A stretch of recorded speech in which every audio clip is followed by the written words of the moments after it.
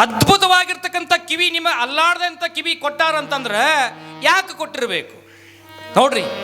ಎಲ್ಲ ಅವಯವಗಳು ಅಲ್ಗಾಡ್ತಾವ, ಆದ್ರೆ ಕಿವಿ ಮಾತ್ರ ಅಲ್ಗಾಡ್ದ್ರ ಅಂದ ಬಳಕ ಏನಾದರೂ ವಿಶೇಷ ಇರಬೇಕಲ್ಲ, ಏನಾದರೂ ವಿಶೇಷ ಇರಬೇಕಲ್ಲ.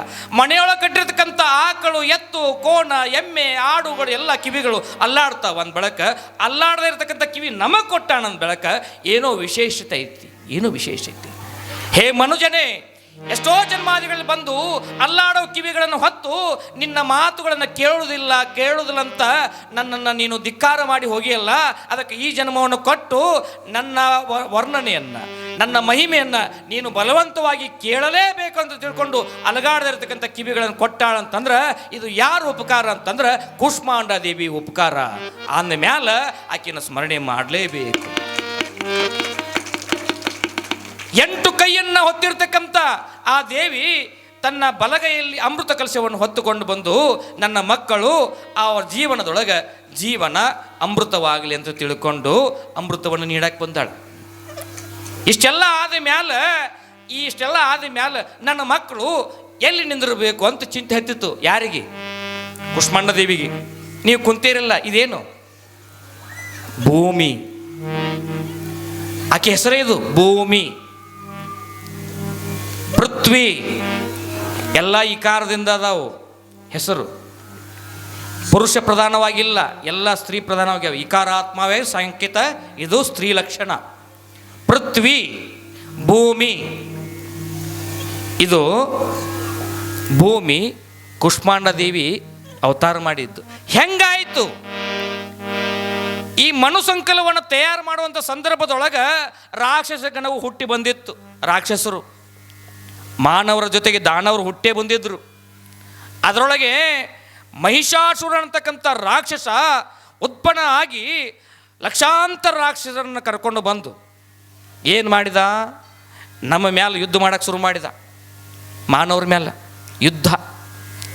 ಯುದ್ಧ ಮಾಡುವಂಥ ಪ್ರಸಂಗದೊಳಗೆ ಬ್ರಹ್ಮ ವಿಷ್ಣು ಮಹೇಶ್ವರರು ಬೇಡಿಕೊಂಡ್ರು ದೇವಿಯನ್ನ, ತಾಯಿ ನೀನು ಒಲಿದು ಇಟ್ಟ ಪಾದವೇ ಸುಕ್ಷೇತ್ರ, ಜಲವೇ ಪಾವನ ತೀರ್ಥ ಆಗಬೇಕಾಗಿದೆ, ಅವತರಿಸು ಅಂತ ಕೇಳಿಕೊಂಡಾಗ ಮಹಿಷಾಸುರನ ಉಪಟಳವನ್ನು ನೋಡಿರ್ತಕ್ಕಂಥ ಕೂಷ್ಮಾಂಡ ದೇವಿ ದೇವಾನುದೇವತೆಗಳಿಗೆ ಅಭಯವನ್ನು ಕೊಡ್ತಾ ಇದ್ದಾಳೆ. ಲಕ್ಷ ಸಾವಿರ ಆ ರಾಕ್ಷಸರನ್ನು ಸಂಹಾರ ಮಾಡಬೇಕಾಗಿತ್ತು ಅಂತಂದ್ರೆ 1 ದಿನ ಕಳೀಲಿಲ್ಲ, 2 ದಿನ ಕಳೀಲಿಲ್ಲ, 1 ವರ್ಷ ಕಳೀಲಿಲ್ಲ, 5,000 ಪರ್ಯಂತ ರಾಕ್ಷಸರ ಜೊತೆ ಯುದ್ಧ ಮಾಡುವಂಥ ಪ್ರಸಂಗದೊಳಗೆ ರಾಕ್ಷಸರನ್ನು ಕಡೆಕಡೆದು ಅವಳು ಬಿಸಾಕಬೇಕಾದ ಸಂದರ್ಭದೊಳಗೆ ಆ ರಾಶಿಗಳೆಲ್ಲ ಆಕಾಶದಿಂದ ತೆಳಗೆ ಬೀಳ್ತಾ ಇದ್ದಾವೆ. ಸಿಂಹವಾಹಿನಿಯಾಗಿರ್ತಕ್ಕಂಥ ಆ ದೇವಿ ಆ ರಾಕ್ಷಸಗಳನ್ನೆಲ್ಲ ಮರ್ದನ ಮಾಡಬೇಕಾಗಿತ್ತು ಅಂತಂದ್ರೆ ರಕ್ತದ ಕಾವಲೇ ಹರಿದು ಬಂತು.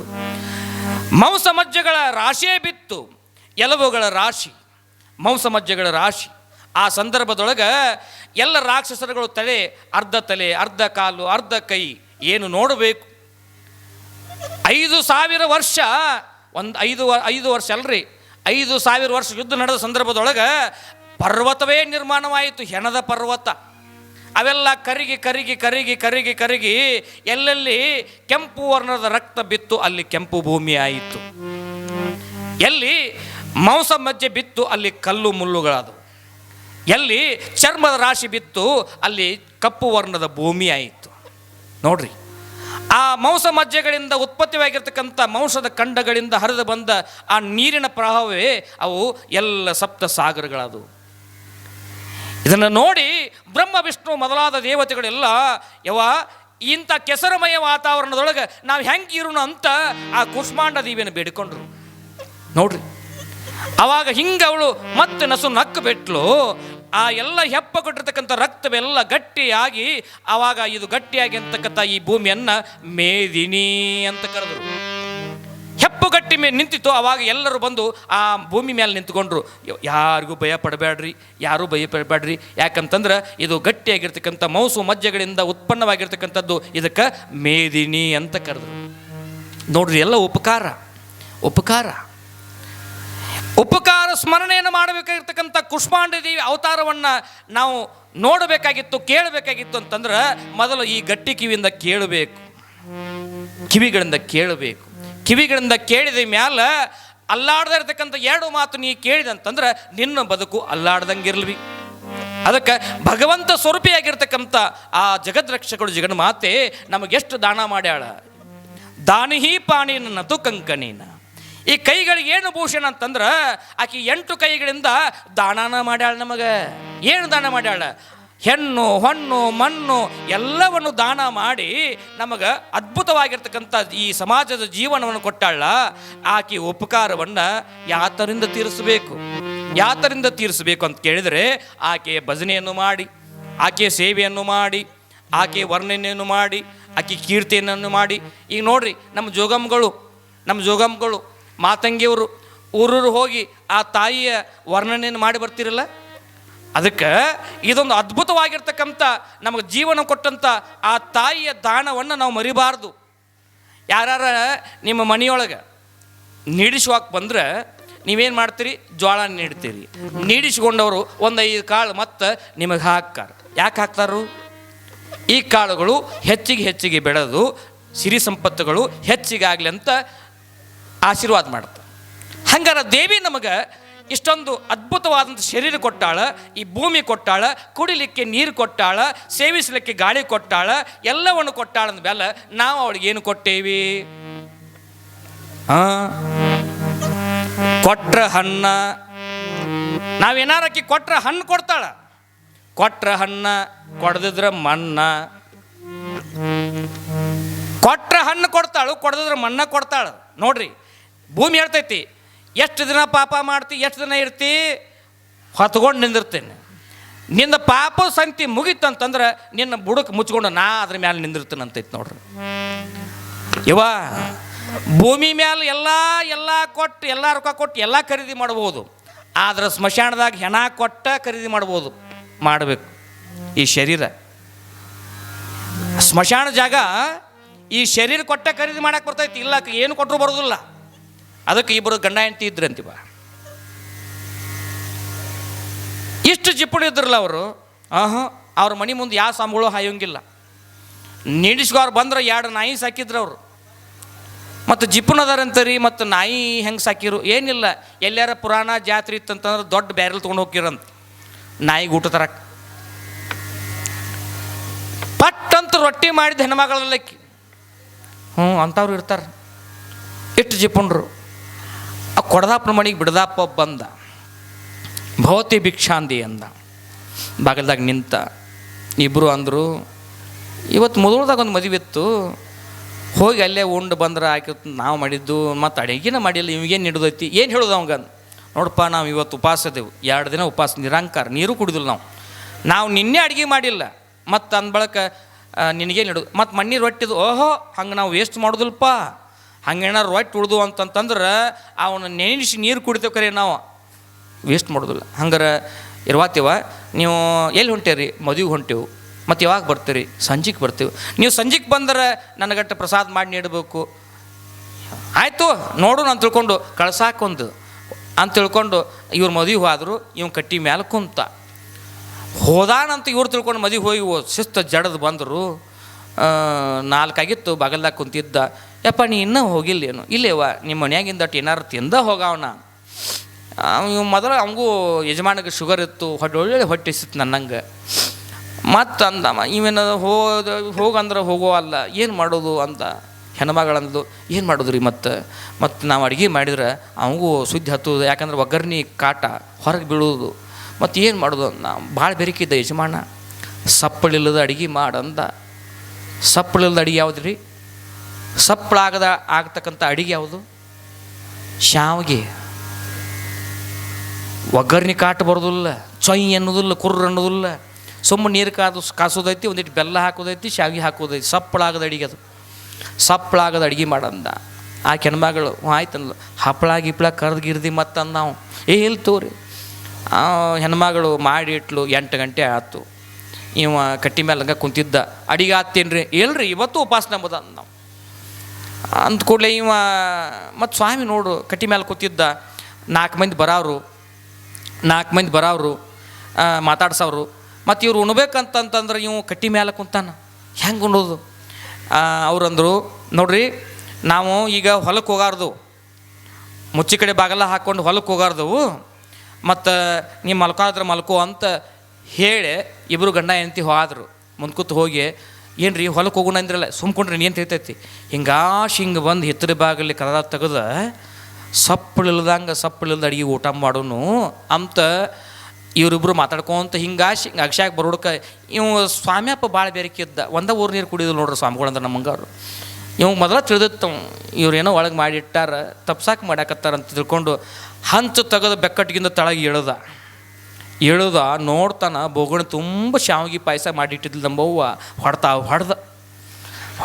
ಹೊಡೆದ ಮತ್ತು ಬೋಗಣ್ಯಾಗ ಏನಾರು ಊಟ ಉಳಿಸ್ಬೇಕು ನೋಡೋಕೆ ಏನೋ ಮರ್ತು ತಿಂದು ಬಿಟ್ಟಿದ್ದ, ಏನಾರು ಬೋಗಣ್ಯಾಗ ಬಿಡ್ಬೇಕಲ್ಲ. ಆ ಕಡೆ ಈ ಕಡೆ ನೋಡಿದ ಮನ್ಯಾಗ ಏನೂ ಇರಲಿಲ್ಲ. ಫಸ್ಟ್ ಕ್ಲಾಸ್ 4 ಮುರ್ರಾ ಎಮ್ಮೆ ಕಟ್ಟಿದ್ರು. ಹಕ್ಕ್ಯಾಗ ಬಂದ ಅವು 10 ನಿಮಿಷಕ್ಕೆ ಇಟ್ಟಿಟ್ಟು ಹಾತ್ಲ ಒಗಿತಿದ್ದು. ಬೋಗುಣಿ ತುಂಬ ತುಂಬಿದ ಅದ್ರ ಮ್ಯಾಲೆ ಮುಚ್ಚಳ ತುಂಬಿಟ್ಟು ಮತ್ತೆ ಹೊರಗೆ ಬಂದು ಹಂಚು ಹಾಕಿ ಕೌದಿ ಎಳ್ಕೊಂಡು ಮಲ್ಲಿಗೆ ಬಿಟ್ಟ. ಇವ್ರು ಹಿತ್ತಲು ಬಾಗಿಲಿಂದ ಬಂದು ಅವಸರ್ಲೆ ಈ ಶಾವಿಗೆ ಪಾಯಸ ಹೊಟ್ಟೆನ ತಿಳ್ಕೊಂಡು ಹಗರ್ ಕದ ಭಾಳ ಚಂದ ತೆಗಿತಾರೆ ಅವ್ರು. ಅಟ್ಟ ಸಪ್ಳ ಮಾಡೋಂಗಿಲ್ಲ, ಅವು ಬೆರಕಿ ಮೂಡಾಟ ಕಿರ್ರ ಅಂತಿರ್ತಾವೆ ತೆಗಿಬೇಕಾರೆ. ಅಟ್ಟ ತೆಗೆದು ಹಾಕ್ಕೊಂಡು ಲೈಟ್ ಹಚ್ಚಬೇಡ, ಲೈಟ್ ಹಚ್ಚಿದ್ ನೋಡ್ರಿ ಎದ್ದು ಬರ್ತಾನೋ, ಲೈಟ್ ಹಚ್ಚಬೇಡ. ಮತ್ತು ತಾಟ್ ತಗೋಬೇಡ, ತಾಟ್ ತೊಗೊಳಕ್ಕಾರ ಸಪ್ಪಳಾಕತಿ, ತಾಟ್ ತಗೋಬೇಡ. ಏನು ಮಾಡೋಣ ಬೋಗುಡಿ ನಡಕಿಟ್ಕೊಂಡು ಇದ್ರ ಬದ್ರ ಕುಂತ ನನಗೆ ನೀ ತಿನ್ನಿಸ, ನಿನಗೆ ನಾ ತಿನ್ನಿಸ್ತೀನಿ. ಲೈಟ್ ಕಳೆದ್ರು, ಬೋಗುಣಿ ತೊಗೊಂಡ್ರು, ನಡ್ಕಿಟ್ಕೊಂಡ್ರು. ರೆಡಿ 1 2 3 ಲೇಡೀಸ್ ಫಸ್ಟ್ ನೀ ಉಣಿಸು ಅಂತ. ಈಗ ಹೆಣ್ಮಗಳು ದೊಡ್ಡ ಕೈ ಬೋಗುಣ್ಯಾಗ ಕೈ ಹಾಕಿದ್ಲು, ಮೊಟಿ ಮಾಡಿದ್ಲು. ಹರ ಮಾದಿ ಅಂತ ಹಿಂಗೆ ಬರ್ತಾ ಬಡ್ದು